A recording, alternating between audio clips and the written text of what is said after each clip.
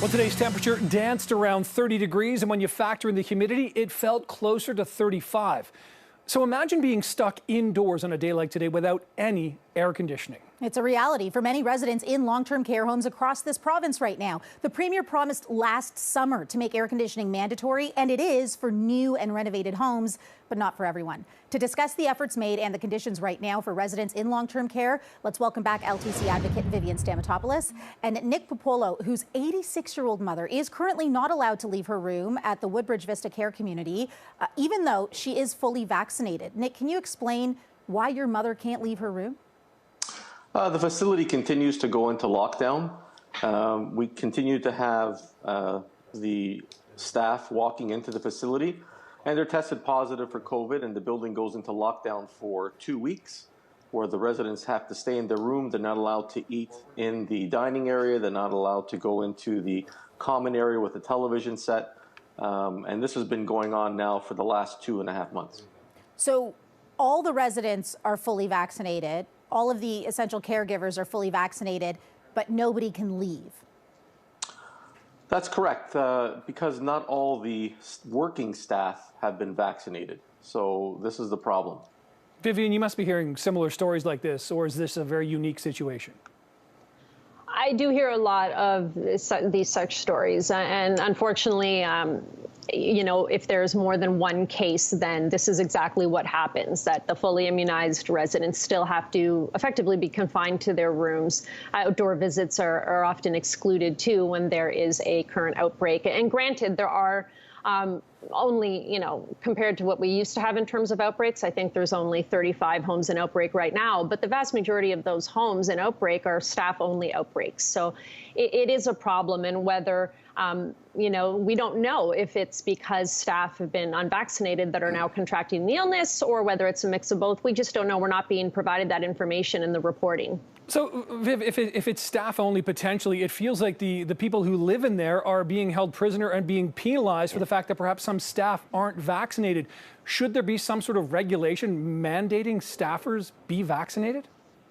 I mean, it is a problem. And, you know, I'll admit I hear from families most frequently that it is, you know, very uncomfortable for them to think that staff can be unvaccinated working with this highly, you know, vulnerable population. You know, I personally err on the side of families on this one. And I do think that if you make the decision to work in long-term care, you should be vaccinated if, you know, barring medical exemption and you being provided the opportunity to be immunized. And indeed, many of the staff have received first dibs, so to speak, with the residents to receive the vaccinations and to be fully immunized by this point. So it is upsetting for many families that, you know, many staff, well, we don't know exactly how many, to be frank, remain unvaccinated. It's a head scratcher because it feels like we're back where we were last year. Even after the Premier promised last summer to make air conditioning mandatory, he said that it's about the money and that it's unacceptable. The Ford government, they gave us a statement today. I asked for an update on the efforts to get air conditioning to long-term care home residents, and they say over the next 4 years, we are investing $246 million to improve living conditions in existing homes, including ensuring homes have air conditioning for residents. To help us achieve this goal, this year, the ministry collected information on air conditioning systems in all homes. We are using this information to work with the sector to ensure that adequate cooling systems are in place in short order to improve the health and well-being of residents.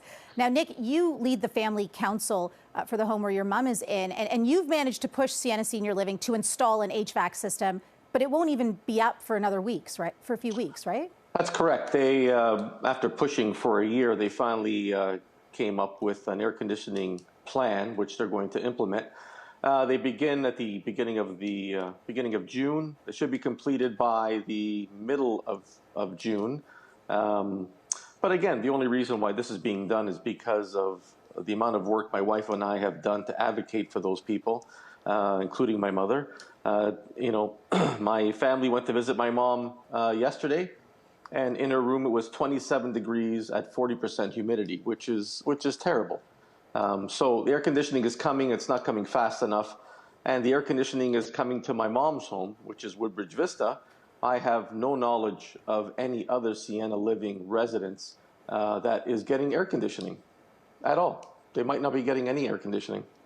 I mean, that's awful, Nick. I mean, just to think of somebody having to sit in a room, you got the door closed, it's you know, hot, sticky. Did you talk to your mom today? How was she today? Because today is even warmer than it was, you know, yesterday. Kind of, we got a cool down after a couple of days of warm weather.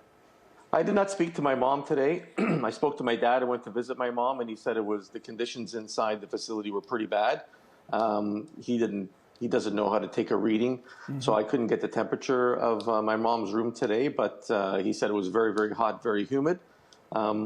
And because they're locked in their rooms, you know, they can't leave to go into the corridors. They can't go into the lunch area or the designated TV area that has some window air conditioners. They're not allowed to leave their rooms, so they don't get any relief whatsoever. What kind of a toll, Vivian, is this going to take, I mean, on those residents who may fear that this is going to be like last year, but then also for family members like Nick who have to be the advocates when it sounds like something public officials should be handling? Yeah. Listen, this is dangerous. There's no question about it. We know that, you know, heat-related illness in older adults is particularly dangerous. And we know that dehydration is greater in nursing home residents than seniors living in the regular community. And this is often tied to the fact that residents require substantial help with feeding and hydration.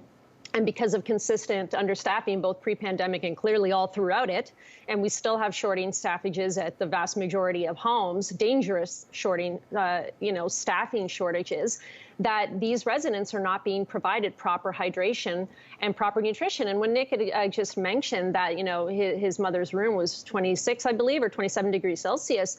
I mean, the Canadian Standards Association has said that for safety purposes to, you know, reduce dehydration-related death, the temperature in residents' rooms needs to be somewhere between 22 to 24 degrees optimally. So this is clearly a problem. And I'm hearing this from many families across Ontario. And we know about the dehydration deaths at the beginning of this. Nick, I want to ask, though, you know, you're a really big advocate. You've even gone so far as speaking to members of the Ford government. Is what you hear from them what you see from them?